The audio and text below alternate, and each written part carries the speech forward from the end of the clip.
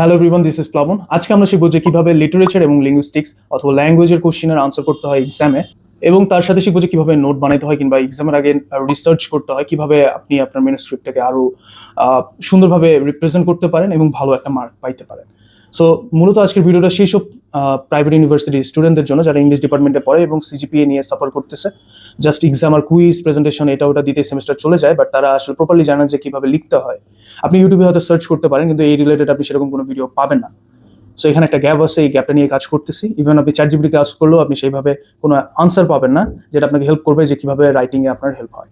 রেজাল্টটা ভালো করার জন্য আপনাকে যেই ব্যাপারটা মাথায় রাখতে হবে সেটা হচ্ছে আপনাকে ট্রাই করতে হবে। আপনি যদি ফ্রেশার হয়ে থাকেন অথবা আপনি যে কোনো সেমিস্টারে হইতে পারেন, আপনি চেষ্টা করবেন যে প্রত্যেকটা সেমিস্টারে আপনার অ্যাটেন্ডেন্স 100% রাখা।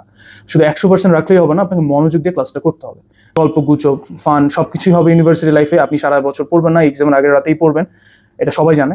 বাট ক্লাসের মধ্যে যখন থাকবেন তখন জাস্ট আপনি কনসেন্ট্রেশন দিবেন টিচারের দিকে, যে টিচার আপনাকে কি বলতেছে, কোন জিনিসের উপর ফোকাস করতেছে, কোন জিনিসটা পড়াইতেছে, একটা গল্পের মধ্যে কোন কোন জায়গায় হাত দিচ্ছে, কোন থিওরিস নিয়ে আলোচনা করতেছে, কোন থিমস নিয়ে আলোচনা করতেছে, সেই ব্যাপারগুলো আপনাকে নোটিস করতে হবে। আর সাথে সাথে নোট ডাউন করবেন ভালো কিছু করতে চাইলে। অ্যাটলিস্ট যাতে এই নোট ডাউনটা কেন করবেন, যাতে এক্সামের আগের রাতে যদি আপনি পড়তে চান তাহলে যাতে আপনি একবার করে চোখ বুলাইলে বুঝতে পারেন যে এই জায়গাগুলোতে টিচার ফোকাস করছে। দ্যাট মিনস আপনার এক্সামে ওই জিনিসগুলো আসতে পারে এবং আপনি এক্সামে যাতে ওইগুলোই আপনি রিপ্রেজেন্ট করেন। সো এক একজন টিচারের এক একটা ক্রাইটেরিয়া থাকে। তো আপনি যদি একটু টকেটিভ হন বা অ্যাপ্রোচেবল হন, কথা বলতে পছন্দ করেন, কিংবা আপনি কমিউনিকেশন স্কিল আপনার ভালো, আপনি ক্লাসের মধ্যে আপনি জাস্ট বলবেন টিচারকে যে স্যার আপনি আপনার লেখায় কি কি চান, আপনার ইন্ট্রোডাকশন কনক্লুশন আর বডির মধ্যে কি কি চান, বা কিভাবে লিখলে আপনি হ্যাপি হবেন, বা এই বইটার জন্য আমি কি কি লিখতে পারি, এটা আপনি আস্ক করবেন। অথবা আপনি যদি ইন্ট্রোভার্ট হন অথবা এমবিভার্ট হন, আপনি কাইন্ডলি কাউন্সিলিং আওয়ারে যান, যে শুনে নেবেন। সো এখন আসি যে বেসিক আসলে ম্যানুস্ক্রিপ্ট বা আনসার স্ক্রিপ্টে কি কি থাকে। আনসার স্ক্রিপ্টে মূলত তিনটা জিনিস থাকে, এটা সবাই জানে, যে ইন্ট্রোডাকশন, বডি আর একটা কনক্লুশন। সো ইন্ট্রোডাকশনে কি কি থাকে, যদি ডেফোডিলের স্টুডেন্ট হয়ে থাকেন আপনি, তাহলে মূলত যেটা কোশ্চেন করবে, ধরেন আপনার বলছে যে ইডিপাস রেক্সের ডাউনফল নিয়ে বলো। সো আপনি এখানে ডিরেক্ট আপনি হাবিজাবি ধরেন কত সালে জন্ম হয়েছে, কত সালে মৃত্যু হয়েছে, কিংবা বই কত সালে পাবলিশ হয়েছে, ব্যাকগ্রাউন্ড কি, সামারি কি, এত কিছু আপনার কাছে চাই না। সো এটা আপনি দিবেন না। সো আপনি আনসারটা জানেন যে ডাউনফলটা কিসের জন্য হয়েছে, যে আপনার ফ্রি উইলকে আপনি ও পিক করছিল ইডিপাস, দ্যাটস ওয়াই তার ডাউনফলটা আস্তে আস্তে গ্রাজুয়ালি হয়েছে। সো এই ব্যাপারটাকে আপনি জাস্ট ডিরেক্টলি ইন্ট্রোডাকশনের মধ্যে লিখবেন। আর এটা লেখা মানে কি আপনি একটা স্টেটমেন্ট দিলেন, কিন্তু যে ফ্রি উইলের জন্য তার ডাউনফল হয়েছে, বা এরকম কাজ করছে দেখেই তার ডাউনফলটা হয়েছে। সো এটা স্টেটমেন্ট দেওয়ার পর আপনার বডিতে আপনি যে 4-5 পেজ লিখবেন, সো এটার পুরো ওভারঅল সামারিটা যাতে ইন্ট্রোডাকশনের মধ্যে হয়, এই জিনিসটা হচ্ছে ক্রিয়েটিভলি। সো ইন্ট্রোডাকশন আপনি মাস্ট ফোকাস দিবেন। একটা ভালো স্টুডেন্টের খাতায় ইন্ট্রোডাকশনটা বেস্ট হয়ে থাকে। ইন্ট্রোডাকশনটা দেখলে একজন টিচার বুঝতে পারে যে এটা একজন ভালো স্টুডেন্টের লেখা। সো ইন্ট্রোডাকশনটা ফোকাস করবেন। আর কনক্লুশনটা হচ্ছে বুঝতেই পারতেছেন যে আপনি যে স্টেটমেন্টটা দিচ্ছেন, তো 4-5 পেজ লেখার পরেও আপনি ফাইনাল কনক্লুশনে আপনার স্টেটমেন্টটা ঠিকভাবে বজায় রাখছেন কিনা, এটা প্রুফ করা হচ্ছে কনক্লুশন। সো আপনাকে ফোকাস রাখতে হবে যে ইন্ট্রোডাকশন আর কনক্লুশন সেম হবে, দুইটা স্টেটমেন্টই সেম হবে, বাট আপনি কনক্লুশন আর ইন্ট্রোডাকশন সেম লেখা লিখতে পারবেন না। জাস্ট একটু ঘুরাই দিবেন, প্যারাফ্রেজ করে দিবেন। সো এটা একটু ট্রিকি ওয়েতে লিখে দিবেন। বাট মেজর খেলা হচ্ছে বডিতে। এক একজন টিচারের এক একটা ক্রাইটেরিয়া থাকলেও মেইন পয়েন্টগুলো থাকে হচ্ছে বডিতে সবকিছু লিটারেচারের ক্ষেত্রে মূলত সবকিছু সেম থাকে। মানে আপনাকে এভিডেন্স দিতে হবে। ইমাজিন করেন আপনি একজন লয়ার, আপনার ক্লায়েন্ট হচ্ছে আপনার আনসার স্ক্রিপ্ট, মানে আপনার উত্তরপত্র। সো আপনাকে রিফিউট করতে হবে, কিংবা আপনার যুক্তিতর্ক, আপনার এভিডেন্স দিয়ে আপনার ক্লায়েন্টকে আপনাকে সেভ করতে হবে। জাজ হচ্ছে আপনার টিচার।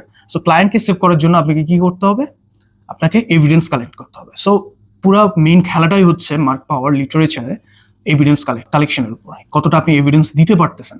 রিসার্চ পেপার কিংবা এক্সামের জন্য আপনার 3টা এভিডেন্স মাস্ট লাগে। একটা হচ্ছে টেক্সচুয়াল, ইন্টারটেক্সচুয়াল, আর একটা হচ্ছে থিওরিটিক্যাল। সো থিওরিটিক্যাল এবং ইন্টারটেক্সচুয়াল যদি আপনি বাদও দেন, আপনাকে টেক্সচুয়াল রেফারেন্স দিতেই হবে।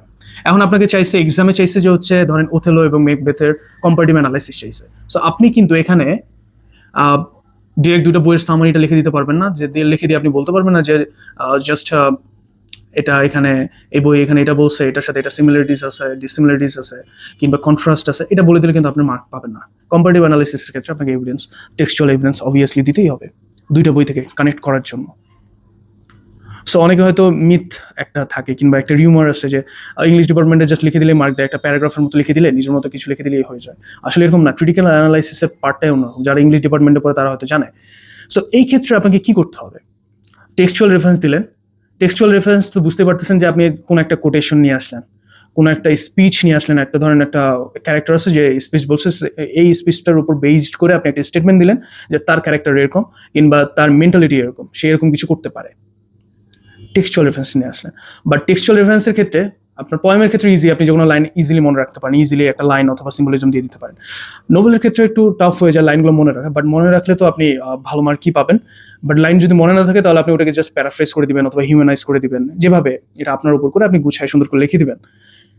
এখন ট্রিকি ওয়েতে সিম্বলিজম এখানে অনেক কাজে আসে, যেটা পরবর্তীতে আমি কথা বলবো। সিম্বলিজম হচ্ছে ধরেন যে আপনার লাইন মনে নেই, তখন আপনি সিম্বলিজম অথবা থিমস দিয়ে ওটাকে চালাই দিলেন, এটাকে কি ব্যাকআপ দিলেন। বাট আপনার মনে রাখতে হবে যে আপনি কোট ইউজ করতেছেন।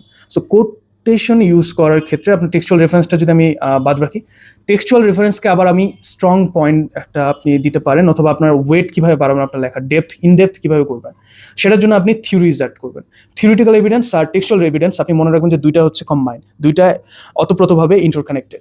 আর এটা হচ্ছে একটা ছাড়া আর একটা হচ্ছে আপনার ডেপথটা সেভাবে বজায় রাখতে পারে না। ভালো মার্ক পাইতে গেলে আপনাকে দুইটাকে ইন্টারকানেক্টেড করতে হবে। সো টেক্সচুয়াল রেফারেন্সের সাথে আপনি কি কানেক্ট করবেন, থিওরিটিক্যাল থিওরিজগুলোকে নিয়ে আসবেন। টেক্সচুয়াল রেফারেন্সকে স্ট্রং করে হচ্ছে theoretical reference. So theoretical reference বলতে থিওরিজগুলোকে আপনাকে কানেক্ট করতে হবে।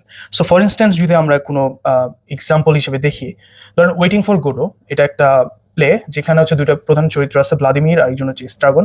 তারা কি করে, তারা ওয়েট করে একজন পার্সনের জন্য, সে হচ্ছে গোডো, তার জন্য ওয়েট করে। সো পুরো স্টোরিটা ওইটা নিয়ে তারা কন্টিনিউয়াস সেম কাজ করে। তাদের দুইটা অ্যাক্ট আছে প্লেয়ের মধ্যে, দুইটা অ্যাক্টই প্রায় সেম, তাদের ডায়লগ সেম, তাদের হচ্ছে অ্যাক্টিভিটি সবকিছু সেম। দ্যাট মিনস এখানে শো করে যে তারা একটা ট্র্যাপের মধ্যে পড়ছে, তারা ওই ট্র্যাপ থেকে বাঁচতে পারতেছে না। দ্যাটস ওয়াই তারা ওয়েট করতেছে কারোর জন্য যারা তাকে এসকেপ করতে সাহায্য করবে এই ট্র্যাপ থেকে। সো আমরা যদি সার্ত্রে যে থিওরিস্ট, এনার যদি আমরা ব্যাড ফেইথ নামের একটা থিওরিটা দেখি, এই থিওরিতে কি বলা আছে যে আপনি যখন দেখবেন যে আপনি হারাই গেছেন, আপনি এক্সিস্টেন্সিয়াল ক্রাইসিসে ভুগতেছেন, যে আপনি কোনো মিনিং পাইতেছেন না লাইফে, আপনি লাইফ থেকে স্কেপও করতে পারতেছেন না, মরতেও পারতেছেন না, কিছু করতেও পারতেছেন না, কন্টিনিউয়াস একটা কাজ করতেছেন, যেমন খাইতেছেন, ঘুম থেকে উঠতেছেন, বিভিন্ন কিছু অ্যাক্টিভিটিস করতেছেন, আবার ঘুমাই যেতেছেন, আবার সকাল হইতেছে, আবার সেম কাজ করতেছেন।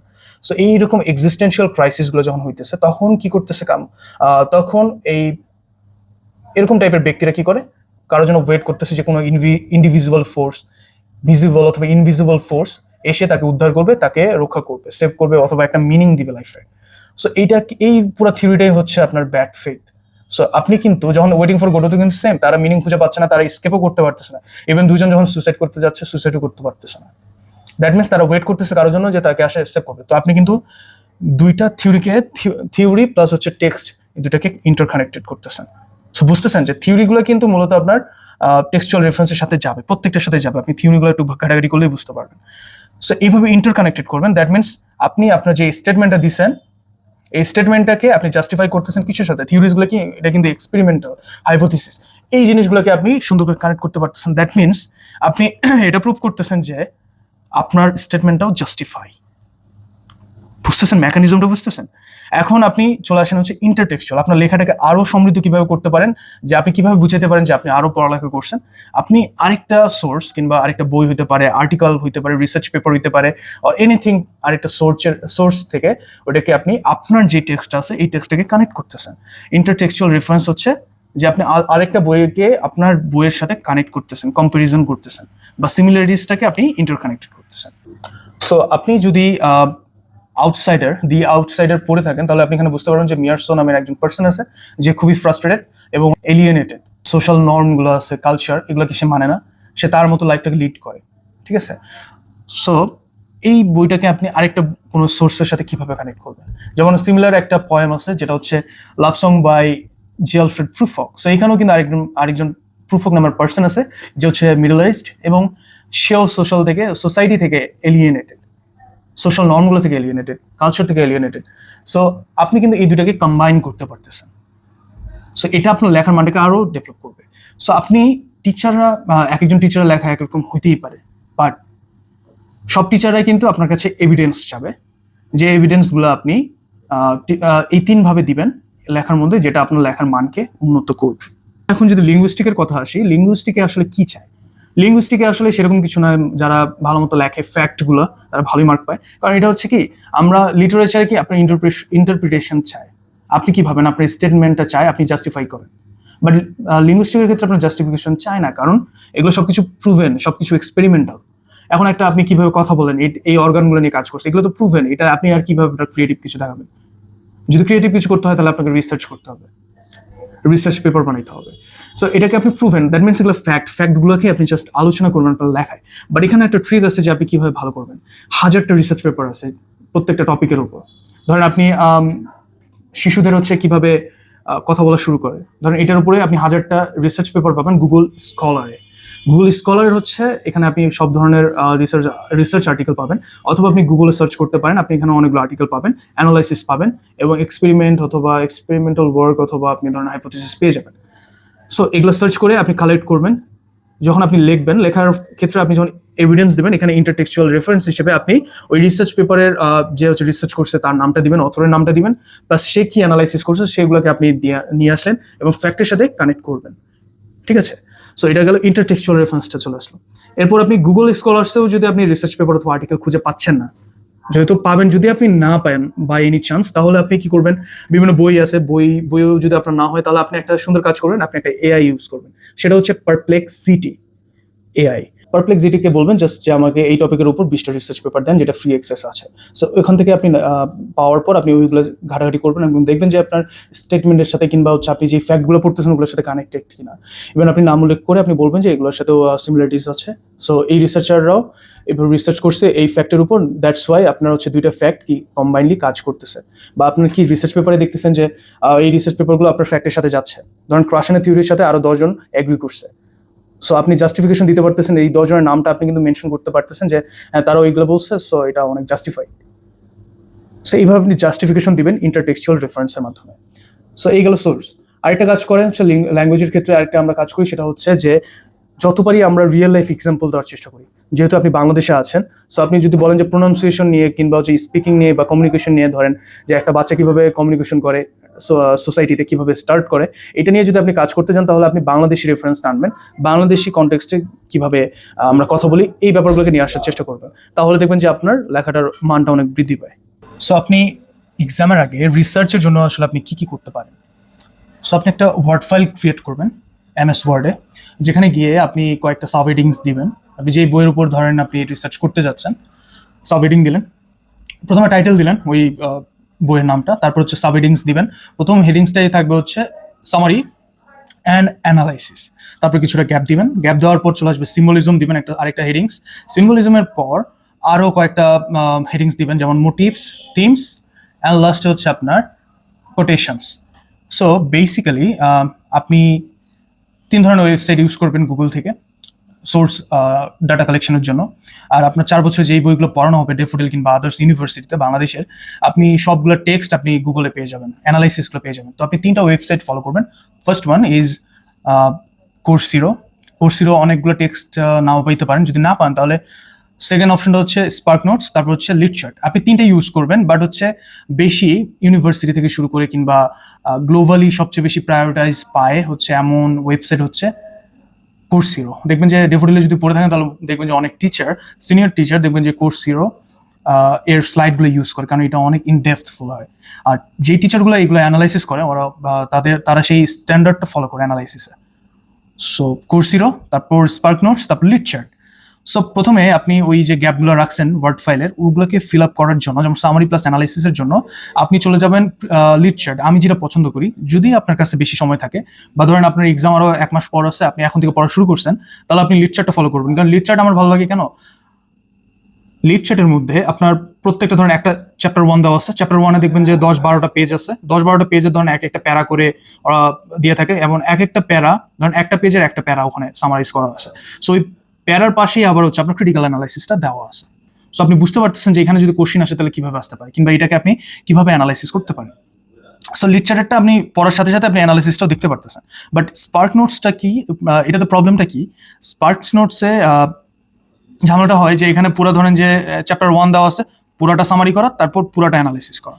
সো একটু ধরতে প্রবলেম হইতে পারে যে এটা অ্যানালাইসিসটা কোন জায়গার, বুঝতে পারছেন? যদি আপনার সময় খুব অল্প থাকে তাহলে স্পার্ক নোটসটা আপনি ইউজ করবেন। ওইখান থেকে ধরেন just summary plus analysis chapter 1 এভাবে করে সিরিয়াল ওয়াইজ ধরেন যে আপনি পুরো একটা সামারি প্লাস অ্যানালাইসিস যতগুলো সেকশন আছে সবগুলো আপনার ওখানে ফিল আপ করে দিবেন, ওয়ার্ড ফাইলে কপি করে পেস্ট করে দিবেন। আর লিকচারও হইতে পারে অথবা আপনার স্পার্ক নোটসও হইতে পারে, কোর্সিরও ফলো করার দরকার নাই সামারি প্লাস অ্যানালাইসিসের জন্য। এখন সিম্বলিজমের জন্য কি করবেন? সিম্বলিজমগুলো দেখবেন যে কোর্সিরও তো দেওয়া থাকে অনেকগুলো, স্পার্ক নোটসেও আছে, লিকচারেও আছে। দেখবেন অনেক সময় দেখবেন ম্যাক্সিমাম সিমিলারিটিস থাকবে, আবার কিছু কিছু এক্সট্রা অ্যাড করা থাকে। সো আপনি যতগুলো পারেন সবগুলো অ্যাড করে রাখবেন। ধরেন এরকমও অনেক সময় থাকতে পারে যে আমি ধরেন এই টি শার্টটা নিয়ে, এটা হচ্ছে একটা সিম্বলিজম। সো এই টি শার্টটা 3 জায়গায় 3 ভাবে ডিসক্রাইব করা আছে। সো আপনি কি করবেন? ধরেন আপনি সাব হেডিংস দিলেন হচ্ছে টি শার্ট, দেওয়ার পর ধরেন কোর্স জিরোটা প্রথমে কপি করে পেস্ট করে রাখলেন ওয়ার্ড ফাইলে, তারপর স্পার্ক নোটসেরটা নিয়ে আসলেন, তারপর লিকচারেরটা নিয়ে আসলেন, ভাগ ভাগ করে নিয়ে আসলেন যাতে আপনার পড়তে সুবিধা হয়। সিম্বলিজমগুলো করলেন, তারপর মোটিভস দেখবেন দেওয়া আছে, সেম ওয়েতে মোটিভস নিয়ে আসবেন। থিমসগুলো দেখবেন কিছু কিছু মিলবে, কিছু কিছু এক্সট্রা আছে, থিমসটা সেম ওয়েতে আপনি নিয়ে আসবেন। তারপর কি আসে? কোটেশনস।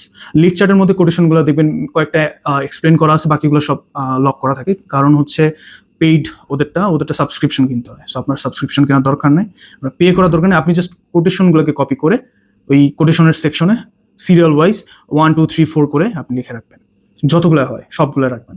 তারপর স্পার্ক নোটসে দেখবেন হচ্ছে অ্যানালাইসিসও করা আছে, স্পার্ক নোটস থেকে প্রত্যেকটা কোটেশন আপনি ওখানে দিয়ে রাখবেন। এটা আপনার টেক্সচুয়াল রেফারেন্স, আপনাকে এক্সট্রা করে আর বই থেকে রেফারেন্স কালেক্ট করা লাগতেছে না। এটা একটা গুড ওয়ে। নিয়ে আসলেন টেক্সচুয়াল রেফারেন্সের জন্য। এরপর আপনি নিয়ে আসবেন হচ্ছে কোর্স জিরো থেকে, যদি কোটেশন থাকে সুন্দর করে নিয়ে আসবেন, আর 1 2 3 4 করে এভাবে করে মার্ক করবেন। এখন চলে আসি যে আমরা সুন্দর করে আমাদের সোর্সটা অ্যানালাইসিস করলাম। এখন লিটারেচারের ক্ষেত্রে আপনি আরো কিছু কাজ করবেন, যেহেতু আপনি আপনার স্টেটমেন্টটা একটা দাঁড় করবেন। সো সবার সাথে যাতে না মিলে, সবার সাথে যেন না মিলে, আপনি স্টেটমেন্টটা আপনি ইউনিক করতে চাচ্ছেন। সো আপনাকে এখন যাইতে হবে রিসার্চ পেপারে। আপনি গুগল স্কলার্সে যাবেন, গুগল স্কলার্সে গিয়ে আপনি সার্চ করবেন ওই টপিকের উপর যে রিসার্চ পেপার আছে কিনা। দেখবেন ম্যাক্সিমামে পেইড থাকবে, কিন্তু কিছু কিছু ধরেন ওপেন অ্যাক্সেস থাকে, সেগুলো একটু পড়ে নেবেন যে এখানে ক্রিটিক্যাল অ্যানালাইসিসটা কিভাবে করছে। সো যদি থাকে তাহলে ওখান থেকে তো আপনি এখানে অ্যাড করে দিলেন, লাস্টে আরেকটা সেকশন খুলে দিবেন দরকার পড়লে রিসার্চ পেপারে, সেখানে হচ্ছে টাইটেল অথবা রেফারেন্সটা হচ্ছে অথবা রিসার্চারের নাম টাম দিয়ে রাখতে পারেন, অথবা অ্যানালাইসিসটা জাস্ট জানার জন্য পড়বেন আপনি। আর এরকমও যদি হয় যে না পাচ্ছেন, তাহলে আপনি আরেকটা এআই ইউজ করবেন, সেটার নাম পারপ্লেক্সিটি এআই। এই এআইটা হলো যে একটা ইউজফুল একটা এআই, আপনাকে রিসার্চে হেল্প করবে।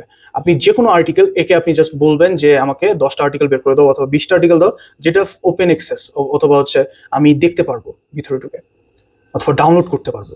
সো আপনি এই এআইটা ইউজ করবেন। এটার সাথে পারপ্লেক্সিটি আর চ্যাট জিপিটির মধ্যে ডিফারেন্ট হচ্ছে, চ্যাট জিপিটি ঘুরায় ফিরে কথা বলতে পছন্দ করে, হাবি যাবে এটা ওটা, বাট পারপ্লেক্সিটি হচ্ছে আমার একটা এআই যেটা হচ্ছে টু দি পয়েন্টে কথা বলে।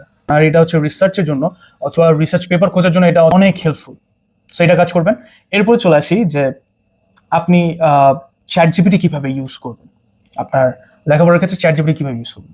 পৃথিবী অনেক মডার্ন হয়েছে, সবকিছুতে এআই আছে, আপনি নিজেও ভালোভাবে জানেন। আমরা যেমন হচ্ছে যখন মোবাইল ফোন নতুন আসে আমরা কিন্তু ডিনাই করি নাই, সবাই জানি যে এটা নিয়ে ক্রাইম হতে পারে, এটা প্রবলেম হতে পারে, ওটা প্রবলেম হতে পারে, বাট আমরা কিন্তু অ্যাডাপ্ট করে নিচ্ছি। এখন মোবাইল ছাড়া সিনিয়র থেকে জুনিয়র মোবাইল ছাড়া কেউ চলতে পারবে না বা পারেও না। চ্যাট জিপিটি অথবা হচ্ছে এই যে এআই গুলো আছে, একাডেমিক ক্ষেত্রেও যেমন লাগে বাইরেও ওটা লাগবে, এটাকে আমরা ডিনাই করতে পারি না। বাট আমরা এটা যেমন নেগেটিভ দিকে আছে, বাট আমরা পজিটিভলি কিভাবে ইউজ করতে পারি। সো চ্যাট জিপিটির ক্ষেত্রে কি, চ্যাট জিপিটির একটা লিমিটেশন আছে, ওকে যতগুলো ইনপুট দেওয়া হয়েছে ওই বেস করেই ও কিন্তু আউটপুট দেয়। এখন দেখেন আপনি ধরেন রংপুর থেকে ঢাকা যাবেন। সো রংপুর থেকে ঢাকা যাওয়ার যে দূরত্বটা, এইটার উপরে আপনি 100টা গল্প চাচ্ছেন চ্যাট জিপিটির কাছে, এবং চ্যাট জিপিটির লিমিট যদি 100টা হয়, ওই 100টার মধ্যে গল্প বানাই দিবে। এখন যদি ওর 500টা হয় তাহলে 500টার মতো গল্প বানাই দিবে, কিন্তু এর উপর সে লিমিটের বাইরে যেতে পারবে না। বাট হিউম্যান ব্রেনের কাছে ওই লিমিটলেস পাওয়ারটা আছে। আমরা কিন্তু আমাদের লিমিটেশন বলতে কিছু নেই, আমরা 1 লক্ষ গল্প সাজাতে পারবো, 2 লক্ষ সাজাতে পারবো, আমাদের কোনো লিমিটেশন নেই ব্রেনের। সো অনেকে যদি বলে যে লিটারেচারের জায়গাটা খেয়ে ফেলবে অথবা দখল করে ফেলবে হচ্ছে চ্যাট জিপিটি অথবা এআই, এটা আমি এখনো মানি না। আগামী হয়তো 500 বছর লাগতে পারে, অথবা 200 বছর লাগতে পারে, অথবা 100 বছর লাগতে পারে, বাট আপাতত খাইতে পারতেছে না, কারণ এতটা অ্যাডভান্স লেভেলের আমি যাইতে পারিনি। দ্যাটস ওয়াই আমি এতগুলো কথা কেন ঘুরে ফিরে বলতেছি, বিকজ আমরা ম্যাক্সিমাম ক্ষেত্রে কি করি, ইংলিশ লিটারেচার অথবা ডিপার্টমেন্টের স্টুডেন্টরা কি করি, যারা ফ্রেশার, এরা সে কি করে ডিরেক্ট চ্যাট জিপিটিকে সার্চ করে যে এই কোশ্চেনটা আমাকে দেন, আমি এই ব্যাপারে জানতে চাচ্ছি, এই কোশ্চেনটা আমাকে একটা 1000 ওয়ার্ডের মধ্যে আমাকে দিয়ে দেন, আমি জাস্ট লিখে দিই। সো যখন এটা দেয় একটা বইয়ের মধ্যে ও 1000টা কোটেশন নিয়ে আসতে পারে, উল্টাপাল্টা জিনিস নিয়ে আসতে পারে, হয়তো অন্য বইকে এই বইয়ের সাথে কানেক্ট করে লিখে দিচ্ছে, হয়তো মিস্টেকস করতে পারে, বাট আপনি তো জানেন না, আপনি জাস্ট ওটা পরীক্ষা দিচ্ছেন আর আলটিমেটলি রেজাল্ট খারাপ হচ্ছে। এটার জন্য আমি ওয়ার্ড ফাইলটা বানাতে বলছিলাম। এখন আপনার কাজ কি হবে, ওয়ার্ড ফাইল ক্রিয়েট করার পরে আপনি সুন্দর করে ওয়ার্ড ফাইলটা একবার রিভাইজ দিবেন, হয়তো 40,000 ওয়ার্ড হতে পারে অথবা 20,000 ওয়ার্ড হতে পারে, অনেক বড় একটা ওয়ার্ড ফাইল হতে পারে, বাট আপনি সময় নিয়ে ওটা পড়েন। থিমস প্লাস মোটিভ সিম্বলস এগুলো পরে পড়লেও আপনি সামারি প্লাস অ্যানালাইসিসটা পড়ে নেন, তাহলে হবে কি আপনি গল্পটা সম্পর্কে আপনি একটা ইনিশিয়াল একটা আইডিয়া পেয়ে যাবেন যে এখানে কোন জায়গাগুলোতে আপনাকে ফোকাস করতে হবে, অ্যানালাইসিসটা কোনটা করতে হবে, আর হচ্ছে বইটা কোন কোন চ্যাপ্টারের মধ্যে কি কি আছে, কোন ব্যাপারটাকে আপনি বেশি করে গুরুত্ব দিয়ে দেখবেন, সেই ব্যাপারটা বুঝতে পারবেন আপনি ওখান থেকে। সো আপনি একবার রিড আউট করবেন, তারপর সিম্বলিজমে যাবেন, থিমেটিক থিমসগুলো পড়বেন, মোটিভস পড়বেন, গল্পটার উদ্দেশ্যটা কি, তারপর আপনি কোটেশনগুলো দেখলেও দেখতে পারেন, কোটেশন দেখার দরকার নাই, আপনি চলে যাবেন ডিরেক্ট অনুবাদে, বাংলা অনুবাদে। যখন আপনি একটা ফার্স্ট ইনিশিয়াল একটা আইডিয়া পেয়ে গেলেন, তখন কিন্তু আপনার মধ্যে আইডিয়াটা ক্লিয়ার হয়ে গেল যে গল্পটা এটা নিয়ে। বাংলা অনুবাদ যখন আপনি পড়তে যাচ্ছেন তখন আর আপনাকে সাফার করতে হচ্ছে না, আপনি জানেন যে আপনি এই জায়গাগুলোতে ক্রিটিক্যাল অ্যানালাইসিস করা আছে, আপনি পড়ে আসছেন, ওই জায়গাগুলো আরেকবার ভালোভাবে রিড আউট করে নেবেন যাতে আর ফিউচারে প্রবলেম না হয়, কিংবা আপনি ধরতে পারেন আপনি আপনার যখন স্টেটমেন্টটা দিবেন আপনি যেন যেগুলো অ্যানালাইসিসগুলো আপনি কালেক্ট করছেন এর বাইরেও যাতে আপনি একটা স্টেটমেন্ট দিতে পারেন, কারণ এই অ্যানালাইসিসগুলো তো শুধু আপনি পড়বেন না, গুগল থেকে তো শুধু আপনি একাই কালেক্ট করবেন না, এখানে 1000 জন কালেক্ট করতেছে, সবার পার্সপেক্টিভও কিন্তু সেমই হচ্ছে, বাট আপনি বেশি মার্ক পেতে যাচ্ছেন, সো আপনাকে কি একটু ইউনিক কিছু করতে হবে। সো আপনার স্টেটমেন্টটা দেওয়ার জন্য আপনি সুন্দর করে আর একটু পড়বেন, আরো যদি কোটেশন পান, আরো যদি স্পিচ পান, ওটাকে লিখে আপনি ওই যে কোটেশন ওয়ার্ড ফাইলটা আছে না, ওখানে ডাটা কালেক্ট করবেন। এটা আপনার একটা খসড়া, একটা ড্রাফট, যত এভিডেন্স পাবেন, যত সোর্স পাবেন, সব আপনি এখানে ফাইলের মধ্যে দিতে থাকবেন সেগমেন্টে।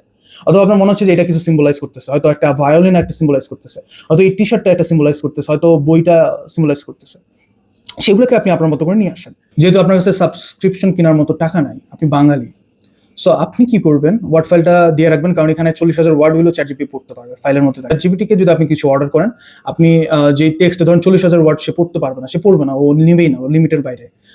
সো প্রম্পটে যখন আপনি দিবেন, ওটা ম্যাক্সিমাম লিমিট থাকে মনে হয় 2,500 থেকে 3,000, আর চ্যাটজিপিটিকে যখন আস্ক করবেন, ও চ্যাটজিপিটি আনসারটা সর্বোচ্চ 1,000 থেকে 1,200 ওয়ার্ডের মধ্যে হয়, এর উপরেও যাইতে পারে না। ফাইলটা আপলোড করবেন সিম্পলি, তারপর আপনি প্রম্পটে লিখবেন যে অ্যাকর্ডিং টু দিস ফাইল, তারপর আপনি চলে আসবেন যে ধরেন আপনার এক্সিস্টেন্সিয়ালিজম নিয়ে সার্চ করবেন। So write the existentialism themes or write the thematic analysis, লেখার পর বলবেন যে একটা লিমিট দিয়ে দেবেন যে 1,000 ওয়ার্ড, যেহেতু ম্যাক্সিমাম আপনি 1,000 ওয়ার্ড লিখবেন, উইদিন 1,000 ওয়ার্ডস। তারপর বলবেন যে ইন আ ইজি ওয়ে, আর হচ্ছে যেহেতু আপনার এই ভিডিও দেখতেছেন তার মানে আপনার লেভেলটা আমি জানি, সো আপনি লিখবেন ইন আ ইজি ওয়ে, অথবা humanise it or paraphrase it within for academic exam. আপনি হিউম্যানাইজ লেখেন, প্যারাফ্রেজ লেখেন, অথবা ইজি ওয়ে লেখেন, তারপরে আপনি কাইন্ডলি লিখবেন যে ফর একাডেমিক এক্সাম, তাহলে সে বুঝতে পারবে। কারণ এখন যদি আপনি ইজি ওয়ে অথবা নর্মাল সেন্টেন্স দিতে বলেন, তাহলে তারা কি করবে, সে একদম ইনফর্মাল ওয়ার্ডগুলো ইউজ করবে, যেটা একাডেমিক এক্সামের জন্য সুইটেবল না। সো লিখে নিলেন, তারপর আপনি দিয়ে দিলেন যে formal way, academic way, including দিয়ে আরেকটা লাইন বর্ধিত করবেন, ওখানে ইনক্লুডিং দিয়ে আপনি বলবেন যে উইথ এভিডেন্সেস, ইনক্লুডিং এভিডেন্সেসের ওখানে আবার আপনি কোলন ইউজ করে আবার 3টা পার্টে ভাগ করে দিবেন। একটা হচ্ছে টেক্সচুয়াল রেফারেন্স, যেটা হচ্ছে আপনার কোটেশনগুলো আসবে। সো টেক্সচুয়াল রেফারেন্স লিখে আবার ফার্স্ট ব্র্যাকেট দিয়ে আপনি লিখে দেবেন যে use quotations or symbols or relevant speeches from this file. So আপনি যখন এই ফাইলের কথাটা উল্লেখ করবেন, তখন কি হবে, ও কিন্তু ওই ফাইলের উপর বেস করেই আপনাকে কোটেশন দিবে, ও আর কিন্তু ভুলভাল কোটেশন আপনাকে দিবে না। তারপর চলে আসবেন ইন্টারটেক্সচুয়ালের মধ্যে দিয়ে আবার ফার্স্ট ব্র্যাকেটের মধ্যে আপনি লিখবেন যে ইন্টারটেক্সচুয়াল কি, যে আদার বইয়ের সাথে যে সিমিলারিটিস থাকে, তাহলে এখানে আপনি কাইন্ডলি ইনক্লুড করবেন এভিডেন্স হিসেবে। তারপর চলে আসবেন থিওরিটিক্যাল অ্যানালাইসিস, বলবেন যে টেক্সচুয়াল অ্যানালিসিসটাকে স্ট্রং করার জন্য আপনি থিওরিজ অ্যাপ্লাই করতে পারেন, যতগুলো রিলেভেন্ট থিওরিজ অ্যাড করা যায় আপনি অ্যাড করেন, দিয়ে দিলেন। এটা হয়ে গেল আপনার একটা ফাইনালাইজ প্রম্পট। সো এই প্রম্পটটা আপনি প্রত্যেকটা ক্ষেত্রে ইউজ করবেন। হয়তো আপনি শর্টের ক্ষেত্রে হলে হয়তো আপনি 500 ওয়ার্ড লিখবেন, আর ব্রডের ক্ষেত্রে হলে 1,000 ওয়ার্ড। 500 ওয়ার্ড কেন বলতেছি, কারণ আপনি হিউজ ইনফরমেশন থাকলে আপনি লিখতে পারবেন বেশি। আর শর্ট কোশ্চেনের ক্ষেত্রে মিনিমাম আপনি 1.5 থেকে 2 পেজ লিখবেনই, আর ব্রড কোশ্চেনের ক্ষেত্রে আপনি মিনিমাম 5 পেজ লেখার ট্রাই করবেন। এখন হয়তো হাবিজাবি লেখার কথা ভাববেন, হাবিজাবি লেখা লাগবে না, আপনি টু দি পয়েন্টেই লিখবেন। কিন্তু যখন আপনি থিওরিটিক্যাল এভিডেন্স আনবেন, তারপর আনবেন হচ্ছে ইন্টারটেক্সচুয়াল রেফারেন্স আনবেন, তারপর টেক্সচুয়াল রেফারেন্স আনবেন, যখন আপনি এগুলোকে আনবেন না, আপনার অলরেডি 3 পেজ হয়ে যাবে। কনক্লুশন আছে, ইন্ট্রোডাকশন আছে, 5 পেজ লেখা অনেক ইজি। সো এগুলোকে নিয়ে আসবেন, তারপর এই প্রম্পটটাকে ইউজ করলেন। লিঙ্গুইস্টিকের ক্ষেত্রে কি করবেন, ফ্যাক্টগুলোর ক্ষেত্রে সেম ওয়েতে লিঙ্গুইস্টিকে কি রেফারেন্স থাকবে। ফ্যাক্টের ক্ষেত্রে এটাতে টেক্সচুয়াল কোনো রেফারেন্সের দরকার নাই, যেটা আপনি পড়েন ওই ফ্যাক্টটাই লিখবেন। সো ওখানে জাস্ট ইন্টারটেক্সচুয়াল, যদি আদার রিসার্চগুলো যেইভাবে আপনি ওই ওয়ার্ড ফাইলের মধ্যে নিয়ে আসবেন না, আদার রিসার্চ পেপারে যে মোটিভটা কি চাইছে সাম আপটা আপনি ওইখানে ফাইলে কালেক্ট করবেন, নামটাম থাকবে, সাল অথবা ইয়ার থাকবে। সো ওই ইন্টারটেক্সচুয়াল রেফারেন্সটা নিয়ে আসবেন, ইনক্লুডিং এর মধ্যে দিয়ে দিবেন। আর থিওরিজ তো অ্যাড করার দরকার নেই, থিওরিজ তো ওই রিসার্চ পেপারগুলোই হয়ে যাবে। সো ইন্টারটেক্সচুয়াল নিয়ে আসবেন আর মোর এক্সাম্পল দিতে বলবেন ওই ইনক্লুডিং এর পরে। সো এটার একটা গেল লিঙ্গুইস্টিকের ঝামেলা শেষ। লিটারেচারের ক্ষেত্রে এইটুকুই, এই প্রম্পটটাকে আপনি আপডেট করবেন। ধরেন যে আপনি ধরেন আরো কোটেশন অ্যাড করাইতে চাচ্ছেন, সো সেকেন্ড প্রম্পটে আপনি লিখে দিলেন যে অ্যাড মোর কোটেশনস, আপনি আরো কোটেশন চাচ্ছেন। অথবা আপনি কি করতে পারেন যে কোটেশনের যেই সেকশনটা ছিল ওয়ার্ড ফাইলের, ধরেন ওটা 1000 ওয়ার্ডের ছিল, 1000টা ধরেন ওখানে যে 50টা কোটেশন ছিল, ওইটাকে আবার কি বলে ওটাকে কপি করে নিলেন, চ্যাটজিপিটি প্রম্পটে লিখে দিলেন, আবার কোটেশন ইউজ করলেন, ব্র্যাকেট ক্লোজ করে দিলেন, তারপর আপনি লিখে দিলেন যে use more quotations or textual references from here, এরকম কিছু দিয়ে আপনি ওটাকে আরো রেফারেন্স অ্যাড করতে পারেন। অথবা আরো থিওরিজ বলেন যে আরো অ্যাড মোর থিওরিজ, আপনি আরো এইভাবে করে আপনার আনসারটাকে আরো বড় করতে পারেন। সো এতক্ষণ আমি কথা বললাম যে কিভাবে রিসার্চ করব। এখন নোট বানানোর ক্ষেত্রে আপনি আমরা মূলত দুই ধরনের স্টুডেন্ট পাই। একজন প্রথম ক্যাটাগরি হচ্ছে যারা উড়াধুরা মুখস্থ করে, আর সেকেন্ড ক্যাটাগরি হচ্ছে যারা নিজে থেকে কিছু লিখতে চায়, যাদের কাছে মেমোরাইজেশন পাওয়ারটা খুব কম, যেমন আমার একদমই মনে থাকে না। সো ফার্স্ট ক্যাটাগরির স্টুডেন্টদের মধ্যে মূলত মেয়েরা বেশি থাকে। সো এরা মুখস্থ করতে পারে অনেক সুন্দর করে। বাট এখন আপনি যেহেতু চ্যাটজিপিটি ইউজ করতেছেন যে আপনি নোটটা বানায় নেওয়ার জন্য, সো আপনাকে এটাকে হিউম্যানাইজ করে নিতে হবে, যাতে আপনার এআই ডিটেকশনটা আপনি যাতে ওই ট্র্যাপের মধ্যে না পড়েন, কিংবা টিচার যাতে না বুঝতে পারে যে আপনি এআই এর সাহায্য নিচ্ছেন।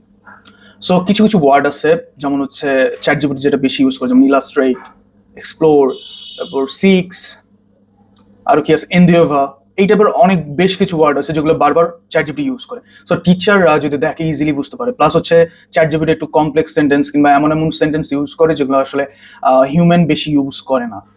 বুঝতে পারছেন যে ওরা এইভাবে করে, মেকানিজমটা এইভাবে থাকে ওদের লেখার মধ্যে। সো আপনাকে কি করতে হবে, সিম্পলি আপনি কুইলবোর্ড থেকে প্যারাফ্রেজ করে নেবেন বা হিউম্যানাইজ করে নেবেন।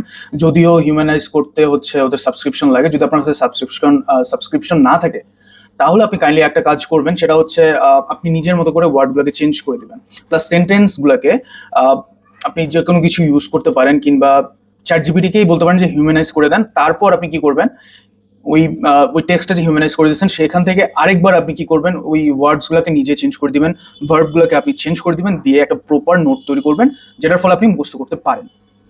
এখন যারা নিজের থেকে ক্রিয়েটিভলি বানাতে চায় তাদের তো অনেক ইজি হয়, কারণ তারা জাস্ট আইডিয়াগুলোকে নিবে আর যারা জাস্ট এক্সামের ক্ষেত্রে লিখিয়ে দিয়ে চলে আসবে। তো তাদের ক্ষেত্রে এটা কিন্তু অনেক ইজি, তাদের আর কোনো হ্যাসেল করা লাগতেছে না। বাট প্রবলেমটা হয় সেকেন্ড পার্সনদের ক্ষেত্রে, তারা যেহেতু মুখস্থ করতে পারে না, তাদের গ্রামাটিক্যাল ভুল হওয়ার চান্স থাকে।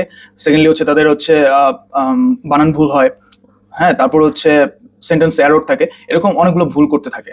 সো তাদের ক্ষেত্রে আমি বলবো যে ফার্স্ট ইয়ারে যদি আপনি হয়ে থাকেন তাহলে ফার্স্ট ইয়ার থেকে শুরু করেন যে ক্রিয়েটিভ কিভাবে রাইটিং করা যায়। অনেকগুলো ফ্রি কোর্সেস আছে, অনলাইনেও পাওয়া যায়। যদি সেটাও না পান আপনি তাহলে একটা কাজ করবেন, রেগুলার আপনি গ্রামারলি ইউজ করবেন। একটা প্যারাগ্রাফ লিখবেন বাংলায়, আপনি ধরেন কোনো কিছু ভাবতেছেন সেটাকে ইংলিশে জাস্ট ট্রান্সলেট করবেন, করার পর সেটা হচ্ছে আপনি গ্রামারলিতে দিবেন, দেখবেন যে আপনার কোথায় কোথায় গ্রামার ভুল আছে, অথবা কুইলবোর্ডকে দিয়ে গ্রামারটা চেক করে নেবেন।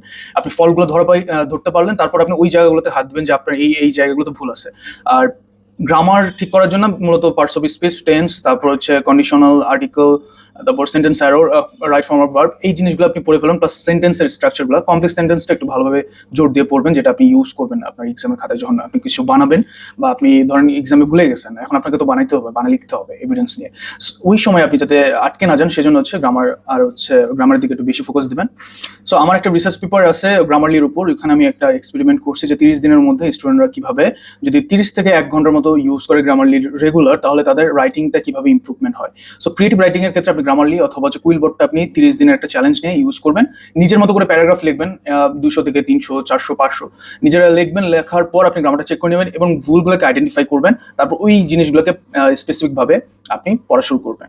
সো ক্রিয়েটিভ রাইটিং যদি আপনার মেন্টালিটি হয়ে থাকে এই টাইপের, তাহলে তো আপনার জন্য আপনাকে আটকানো আসলে ইম্পসিবল, আপনি ভালো কিছু করবেন, বাট আপনি গ্রামারের দিকে একটু বেশি ফোকাস দেবেন। আর যারা মুখস্থ করে, সো আপনাদের নোটটা আপনারা হিউম্যানাইজ করে ইউজ করবেন আর নিজের মতো ইজি ওয়েতে করে বানাবেন, যাতে টিচাররা না ধরতে পারে যে আপনি এআই ইউজ করছেন। সো আই থিঙ্ক আজকের ভিডিওটা হয়তো অনেক বড় হয়ে গেছে, কিন্তু কিছু করার নাই। আসলে ইনডেপথলি আমি চাচ্ছিলাম যে কিভাবে বোধগম্য হয় আপনাদের কারণ এখানে শুধু একটা বিষয় আসে না, হাজারটা বিষয় আসে। আর যেহেতু ফার্স্ট ভিডিও হয়তো অনেক কিছু ল্যাকিংস আছে, ভুল টুল আছে, সামনে হয়তো আরো প্রিসাইজ ওয়েতে কনসাইজ ওয়েতে আমি ইজিলি ব্রিফলি আমি ডিসকাস করতে পারবো এই টপিকটার উপরে। আর ফিউচারে হয়তো আমি আরো যে এক্সামের আগে কি কি করণীয়, কিভাবে ধরেন যে সারা বছর পড়েন নাই বাট এক্সামের আগে কিভাবে গ্রেডটা সেভ করবেন, এটা নিয়ে হয়তো আরেকটা ভিডিও আসবে সামনে।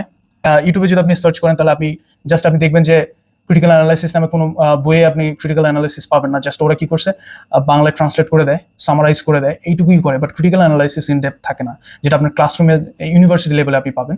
সেই ভিডিওগুলো আমি এখানে দেওয়ার চেষ্টা করবো, যাতে আপনাদের কোনো লেকচার যদি মিস আউট হয়ে যায় আপনি যাতে পড়ে বুঝতে পারেন। আর পাশাপাশি আমি ড্রাইভ লিঙ্ক দিয়ে দেবো, যেখানে ওই বইটার উপর যে আমার নোট, পার্সোনাল নোট প্লাস অ্যানালাইসিসগুলো যেগুলো আপনি কাজে লাগাতে পারবেন, ওই ওয়ার্ড ফাইলটা আমি সেখানে দিয়ে দিব লিঙ্কের মাধ্যমে।